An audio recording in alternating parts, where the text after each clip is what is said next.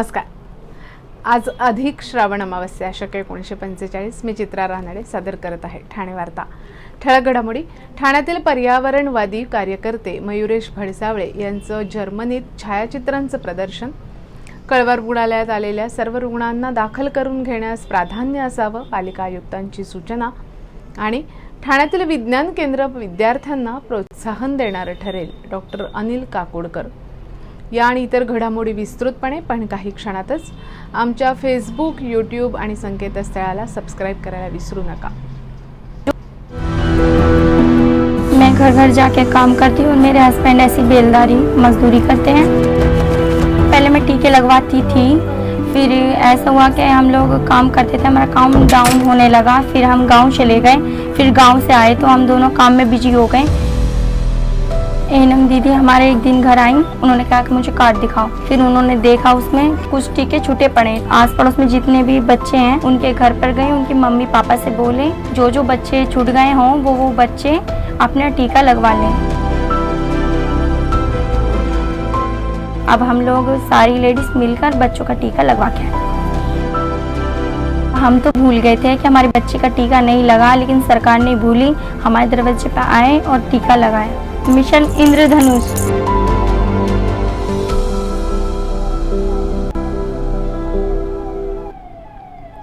क्रमिक अभ्यासक्रमापेक्षा अधिक सखोल आणि सुलभपणे विज्ञान समजून घेण्यासाठी प्रत्येक जिल्ह्यात विज्ञान केंद्राची आवश्यकता आहे। त्यामुळे विद्यार्थ्यांच्या मनात विज्ञानाविषयी कुतूहल निर्माण होईल, अधिक संख्येने विद्यार्थी विज्ञान शाखेकडे वळतील। तसे विज्ञान केंद्र ठाण्यातही उभे राहणार असून त्यासाठी ठाणे महापालिकेने पुढाकार घेतला आहे। मराठी विज्ञान परिषदेलाही महापालिकेने त्या प्रकल्पात सहभागी करून घेतला आहे। हे विज्ञान केंद्र विद्यार्थ्यांना प्रोत्साहन देणारे ठरेल, असं प्रतिपादन ज्येष्ठ अणुशास्त्रज्ञ डॉक्टर अनिल काकोडकर यांनी महापालिकेच्या विचारमंथन व्याख्यानमालेचं 8वं पुष्प गुमताना केलं। महाराष्ट्र टाइम्सचे निवासी संपादक समीर कर्वे यांनी डॉक्टर काकोडकर यांची मुलाखत घेतली। भारतीय स्वातंत्र्याच्या 76व्या वर्धापन दिनाच्या निमित्तानं महापालिकेच्या शाळांमधील विद्यार्थ्यांसाठी गडकरी रंगायतन इथे विचारमंथन व्याख्यानमाले अंतर्गत काकोडकर यांच्या मुलाखतीचं आयोजन करण्यात आलं होतं। महापालिका आयुक्त डॉक्टर अभिजित बांगर यांच्या हस्ते डॉक्टर काकोडकर यांच्या पत्नी सुयशा काकोडकर, समीर कर्वे यांचा सत्कार करण्यात आला। या प्रसंगी मराठी विज्ञान परिषदेच्या ठाणे विभागाचे अध्यक्ष दाकरू सोमण यांचंही स्वागत करण्यात आलं। यावेळी काकोडकर यांनी त्यांच्या बालपणापासूनचा प्रवास सांगितला। 1974 आणि 1998 मध्ये भारताने केलेल्या अणु चाचण्या, जगभरात उमटलेले त्याचे पडसाद, देशाचे संरक्षण आणि विकासासाठी अणुऊर्जेचा झालेला उपयोग याबद्दलचे विवेचनही काकोडकर यांनी केले। तसंच विज्ञान आणि तंत्रज्ञानाच्या उपयोगातून साध्य होणाऱ्या गोष्टींचाही उहापोह केला। आधुनिक तंत्रज्ञानातून निर्माण होणाऱ्या रोजगार आणि व्यवसायाच्या संधी ग्रामीण भागातील रहिवाशांना उपलब्ध करून दिल्या तर देशाचा सर्वांगीण विकास होऊन महासत्ता होण्याचं आपलं स्वप्न लवकरच पूर्ण होईल, असा विश्वास त्यांनी व्यक्त केला। ग्रामीण भागातील जनतेला आधुनिक तंत्रज्ञानावर आधारित शेतमाल प्रक्रिया आणि अन्य व्यवसाय उपलब्ध झाले तर तिथून शहरात होणारे स्थलांतर थांबेल आणि पर्यायाने शहरांचे बकालीकरण कमी होईल। ग्रामीण भागातील कुटुंबांचं दरडोई उत्पन्न त्यामुळे वाढून त्यांचं जीवनमान सुधारेल, ही सिलेजची कल्पना काकोडकर यांनी स्पष्ट करून सांगितली। देशाची वाढती ऊर्जेची गरज भागवण्यासाठी सौर ऊर्जा, पवन ऊर्जा आदी अपारंपरिक स्रोतांचा वापर करत आहोत, परंतु विकास प्रक्रियेत अपरिहार्य असणारी पुरेशी ऊर्जा मिळवण्यासाठी अणुऊर्जेशिवाय आपल्यासमोर अन्य पर्याय नाही, असं स्पष्ट प्रतिपादन काकोडकर यांनी केलं। मुलाखतीच्या उत्तरार्धात काकोडकर यांनी विद्यार्थ्यांनी विचारलेल्या प्रश्नांना उत्तर दिलं। विज्ञान मंचच्या बुद्धजन्माचं अनावरण ठाणे महापालिका शाळांमधील विद्यार्थ्यांमध्ये वैज्ञानिक वृत्ती वाढीस लागावी, विज्ञानाविषयी त्यांच्या मनात कुतूहल निर्माण व्हावं, यासाठी महापालिका मराठी विज्ञान परिषदेच्या ठाणे विभागाच्या सहकार्यानं विविध उपक्रम राबवणार आहे। या उपक्रमाच्या बोधचिन्हाचं अनावरण डॉक्टर अनिल काकोडकर यांच्या हस्ते करण्यात आलं। ठाण्यातील सामाजिक आणि पर्यावरणवादी कार्यकर्ता आणि सध्या ब्रिटनमधील ग्लासगो विद्यापीठात हवामान बदल या विषयावर पदव्युत्तर शिक्षण घेत असलेले मयुरेश भडसावळे यांनी या विषयावर काढलेल्या छायाचित्रांचं प्रदर्शन जर्मनीच्या डेझडिन शहरात ग्रीन पार्टीच्या वतीनं आयोजित करण्याचा सन्मान प्राप्त झाला आहे। ठाणेकरांसाठी ही अभिमानाची बाब आहे।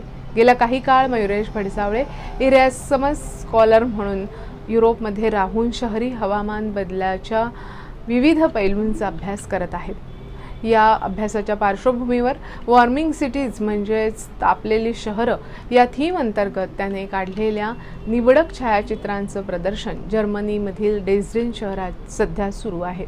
हे प्रदर्शन 31 ऑगस्टपर्यंत सुरू राहणार आहे। सध्या इंग्लंडमध्ये असलेल्या ठाण्यातील ज्येष्ठ पर्यावरण अभ्यासक डॉक्टर संजय मंगला गोपाळ यांच्याशी बोलताना त्यांनी या संदर्भात अधिक माहिती दिली। जागतिक हवामान बदलाचे शहरांमध्ये स्थानिक पातळीवर होणारे परिणाम हा विषय जागतिक विचार विश्वामध्ये महत्त्वाचा आहे। विशेषतः क्लायमेट पॉलिसी आणि क्लायमेट ॲक्शन या दृष्टिकोनातून हवामान बदल आणि शहरं यावर अनेक प्रकारे गंभीर चर्चा आणि संशोधन सुरू आहे। शहरांमधील वाढतं तापमान आणि वाढत्या उष्णतेमुळे निर्माण होणारी आव्हानं समस्या हा त्यापैकी एक महत्त्वाचा पैलू।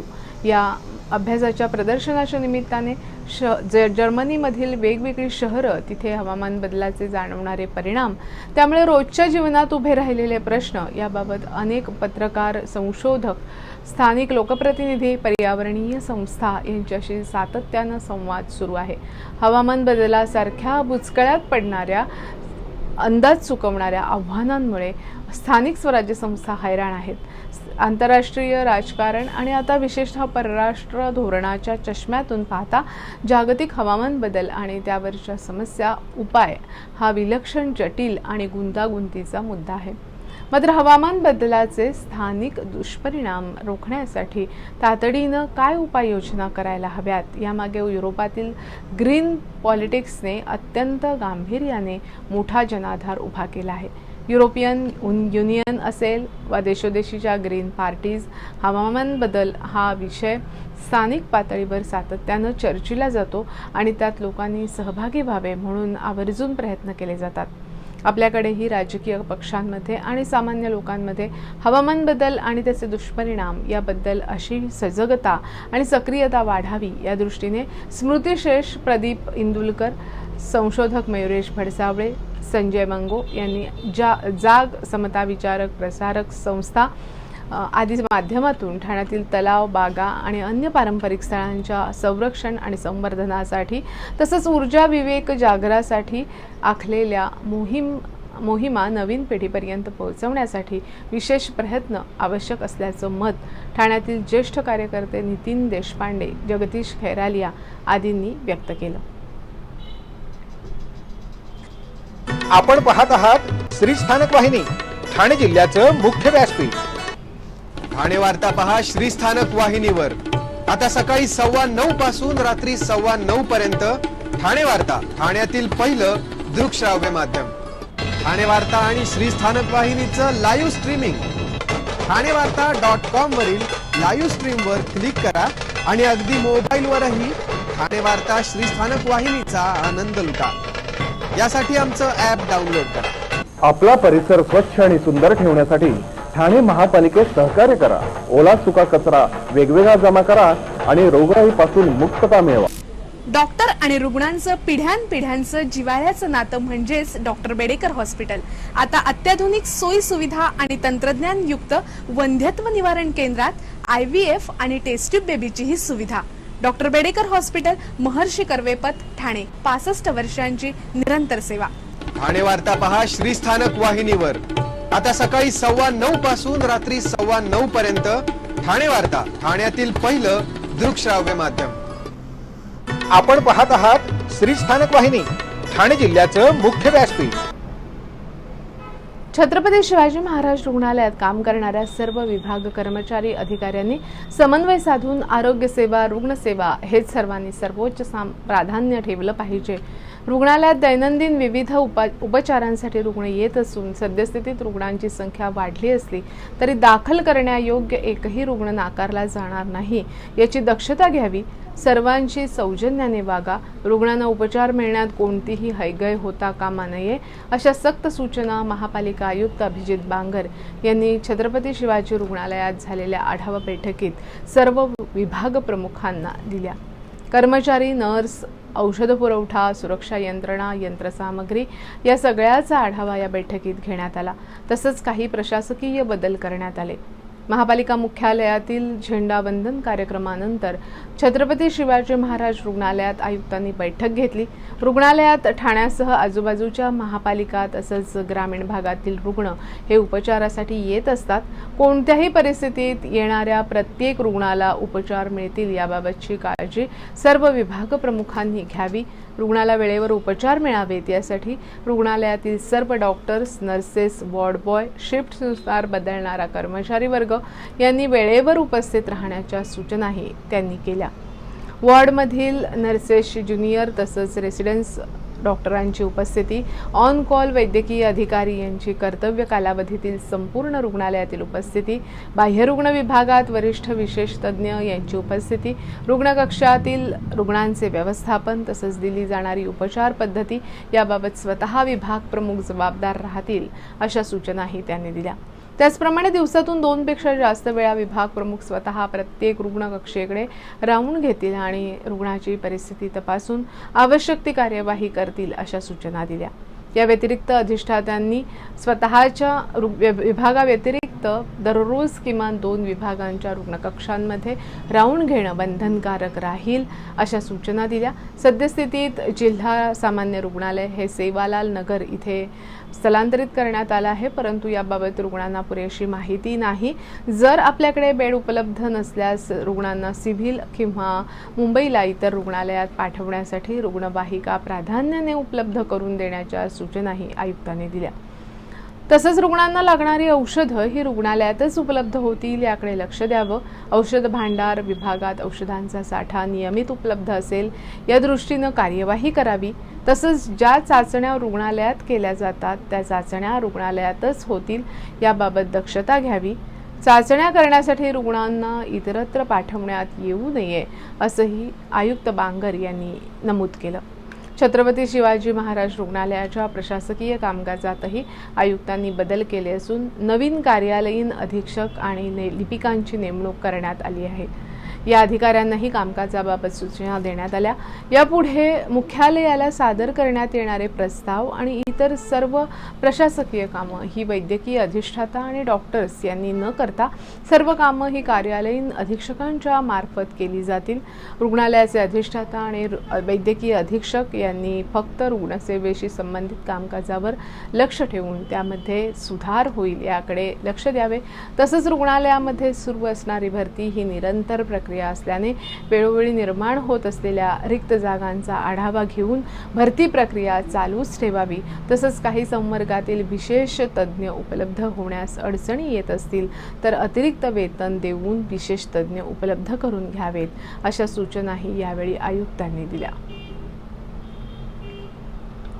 खासदार राजन विचारे यांनी ठाण्यातील शिवसेनेची पहिल्या सुरू झालेल्या ऐतिहासिक अशा चंदनवाडी शाखेत भारतीय स्वातंत्र्य दिनाचा 76वा वर्धापन दिन सोहळा मोठ्या उत्साहात साजरा करून धर्मवीर आनंद दिघे यांच्या संकल्पनेतून सुरू झालेल्या स्वातंत्र्य दिन सोहळ्याची ही गुरुवर्यांची परंपरा कायम ठेवली. सैनिक फेडरेशनचे अध्यक्ष राजू पाटील यांच्या हस्ते हुतात्मा स्मारकाचे अमरज्योत प्रज्वलित करून भारतीय सैन्यात ज्यांनी आपले प्राण गमावलेत त्या शूरवीरांना पुष्पचक्र अर्पण करून श्रद्धांजली दिली. तसंच या भारतीय सैन्यातील वीरपत्नी, वीरमाता आणि पिता या सर्वांना सन्मानित केले. त्यानंतर निवृत्त पोलीस संचालक KP रघुवंशी यांच्या हस्ते ध्वजारोहण करून ध्वजास मानवंदना देण्यात आली. 15 ऑगस्ट 1947 रोजी आपला देश स्वतंत्र झाला. तेव्हापासून 15 ऑगस्टला दरवर्षी देशभर स्वातंत्र्य दिन मोठ्या उत्साहात साजरा केला जातो. परंतु प्रत्येक घटनेच्या मुळाशी जाऊन वेगळं काहीतरी करण्याचा स्थायीभाव असलेल्या धर्मवीर आनंद दिघेंनी ब्रिटिशांचा ध्वज निश्चित किती तारखेला, किती वाजता खाली उतरला आणि हिंदुस्थानचा ध्वज किती वाजता फडकला याचा अभ्यास करून 1974-75 पासून शिवसेनेच्या वतीनं दरवर्षी 14 ऑगस्टच्या रात्री 12:01 ध्वजारोहण करण्याचा निर्णय घेतला। या नाविन्यपूर्ण ध्वजारोहण सोहळ्यात संपूर्ण ठाणेकरांनी उचलून धरले। तेव्हापासून दरवर्षी 14 ऑगस्टला मध्यरात्री दिमागदार ध्वजारोहण सोहळा साजरा होतो। ती रात्र म्हणजे नवचैतन्य, स्फूर्तिदायक, प्रेरणादायक यांचा त्रिवेणी संगम। तो संपूर्ण रोमांचकारी 10 ते 15 मिनिटांचा सोहळा चंदनवाडी इथे पार पडला। प्रत्येकाच्या अंगात देशभक्ती संचारून रोमांच उभे राहिले। राष्ट्रभक्ती, देशप्रेम जागृत होते। एकूणच हा सोहळा डोळ्याचे पारणे फेडणारा होता। विद्याप्रसारक मंडळाच्या महाविद्यालयात भारताचा 77वा स्वातंत्र्य दिन उत्साहात साजरा झाला। महाविद्यालयातील विद्यार्थी, शिक्षक वृंद तसंच NCC कॅडेट या सोहळ्यात सहभागी झाले होते। विद्याप्रसारक मंडळाचे संस्थापक डॉक्टर वाना बेडेकर यांच्या पुतळ्याला पुष्पहार अर्पण करून या सोहळ्याची सुरुवात झाली। विद्याप्रसारक मंडळाचे कार्याध्यक्ष डॉक्टर विजय बेडेकर यांच्या हस्ते ध्वजारोहण करण्यात आलं। ध्वजारोहणानंतर NCC कॅडेटनं मानवंदना दिली। भारतीय वाद्य आणि महाराष्ट्रातील लोककला या पुस्तकांचे यावेळी प्रकाशन करण्यात आलं। 15 ऑगस्ट हा स्वातंत्र्य दिन ठाण्यातील सर्व कोळीवाडे, गावठाण येथील भूमिपुत्रांनी, मच्छीमारांनी एकत्र येऊन आशिया खंडातील सर्वात विस्तृत मोठा असा खाडी किनारा तसंच खाडी विपुल प्रमाणात जैवविविधता असलेल्या आंतरराष्ट्रीय महत्त्वाची पाणथळ जागा रामसार टॅग हा दर्जा प्राप्त अशा ठाणे खाडी तसंच या ठाणे खाडी किनाऱ्यावरील शतकोत्तर असलेल्या कोळीवाड्यात, गावठाणात आपण आणि आपल्या कित्येक पिढ्या वर्षानुवर्षे वास्तव्यास होतो आणि यापुढेही असणार। तसंच आपण ज्या ठाण्याच्या खाडीत वर्षभर मासेमारी करतो आणि आपल्या पूर्वजांनी, आधीच्या पिढ्यांनी या ठाणे खाडीत मासेमारी निगडित व्यवसाय केले आहेत, तसंच ही खाडी काय किंवा समुद्र काय संपूर्ण मानवजातीचं पालन पोषण करतो। तसंच मच्छीमार समाजातील अनेक कुटुंबांचा उदरनिर्वाह यामुळे चालतोय। त्या आपल्या पाण्याच्या शेतीत देशाला मानवंदना देत ध्वजारोहण करण्यात आलं। ज्याप्रमाणे नारळी पौर्णिमेला समुद्रात नारळ शिरवण्याचा मान नवदाम्पत्याला दिला जातो, त्याचप्रमाणे देशप्रेम, देशाभिमान हा घराघरात असलाच पाहिजे। नवीन येणाऱ्या पिढीपर्यंत ते पोहोचवण्याचं कर्तव्य आपल्या प्रत्येकाचंच आहे। तसंच देशभक्त आणि देशसेवा करणारी अपत्ये घराघरात जन्माला यावी आणि या नवीन पिढीने देशसेवा, देशरक्षण या बरोबरीने पर्यावरण, खाडी, समुद्र आणि किनाऱ्यांचंही संरक्षण करण्याचं कार्य पिढी दर पिढी करत राहावं या उद्देशाने ठाणे खाडीत झालेले ध्वजारोहण कोळीवाड्यातील नवविवाहित जोडप्यांच्या हस्ते करण्यात आलं। विटाबा कोळीवाडा येथील नीरज खारकर या तरुणाने मासेमारी करण्यासाठी एक नवीन बोट घेतली। अशा प्रकारे कोळीवाडा येथील तरुण आपल्या पारंपरिक मासेमारी व्यवसाय करत आहेत, नवीन बोटी घेत आहेत। ही एक समाधान आणि इतर कोळीवाड्यातील तरुणांसाठी प्रेरणादायी गोष्ट आहे। या कार्यक्रमासाठी उपस्थित असलेले विटाबा कोळीवाडा, चेंदणी कोळीवाडा, महागिरी कोळीवाडा, कोपरी गाव, हाजुरी गाव, बाळकुम, दिवा, येऊर गाव, आदिवासपाडा या सर्व कोळीवाडा गावठाण मधील बांधवांनी एकमेकांना पेढे वाटून एकमेकांचं तोंड गोड करून 76वा स्वातंत्र्य दिन जल्लोषात साजरा केला। सर्व नागरिकांना आवाहन करण्यात येत आहे की सध्या डासांमार्फत पसरणाऱ्या डेंग्यू या आजाराचा प्रसार रोखण्यासाठी प्रत्येकाने पुढील प्रमाणे कार्यवाही करावी। डेंग्यू आजार एडिस इजिप्ती हा डास चावल्याने होतो। या डासांची पैदास साचलेल्या किंवा साचवलेल्या स्वच्छ पाण्यामध्ये होते। 8 दिवसांपेक्षा जास्त दिवस पाणी उघडे व साचून राहिल्यास त्यात डास अंडी घालतात। अंड्यांच्या अळ्या तयार होऊन पुढे डास तयार होतात। यासाठी आपल्या घरातील पाणी साठे उदाहरणार्थ बॅरल्स, पिंपे, टाक्या, हौद, रांजणे इत्यादी दर आठवड्याला रिकामे करून घासून पुसून कोरडे करून पुन्हा भरावे। 1 दिवस कोरडा दिवस म्हणून पाळावा। पाणी साठ्यांना घट्ट झाकणे बसवावीत किंवा जुनी साडी, चादर, धोतर यांनी बांधून झाकून ठेवावीत, म्हणजे डास त्यात जाऊन अंडी घालणार नाहीत। घराच्या गच्चीवर, आजूबाजूला, अंगणात कुठेही पाणी साचू देऊ नये। भंगार सामान उघड्यावर टाकू नये, उदाहरणार्थ टायर्स, प्लास्टिक सामान, कुंड्या, टाकाऊ वस्तू इत्यादी। अशा सामानात पावसाचे पाणी साठून त्यात डेंग्यूच्या डासांची पैदास होते. घरातील कूलर्स, फ्रीजच्या पाठीमागील ट्रे हे देखील वेळोवेळी कोरडे करावेत. लक्षात ठेवा, नुसत्या फवारणीने डास घनता कमी होत नाही, तर त्यासाठी डास पैदास ठिकाणे नष्ट करणे ही आपल्या सर्वांची जबाबदारी आहे. कोणताही ताप अंगावर न काढता जवळच्या शासकीय रुग्णालयात मोफत औषधोपचार घ्या. अशा प्रकारे नागरिकांनी सहकार्य केल्यास डेंग्यूचा प्रसार रोखणे सहज शक्य आहे. आपण आपले कार्यक्रम अथवा बातम्या आम्हाला ठाणेवार्ता@gmail.com या आमच्या ईमेलवर कळवू शकता.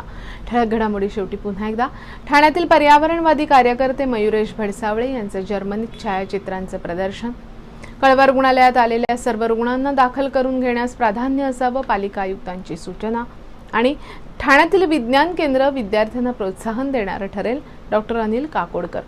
या होत्या ठाणे वार्ता. आपली एखादी बातमी पाहायची राहून गेल्यास आपण ठाणेवार्ता.in या आमच्या संकेतस्थळाला अथवा फेसबुक पेज तसंच यूट्यूब चॅनेलला अवश्य भेट द्या. तर मग पुन्हा भेटू पुढील बातमीपत्रात, फक्त श्रीस्थानक वाहिनीवर. धन्यवाद.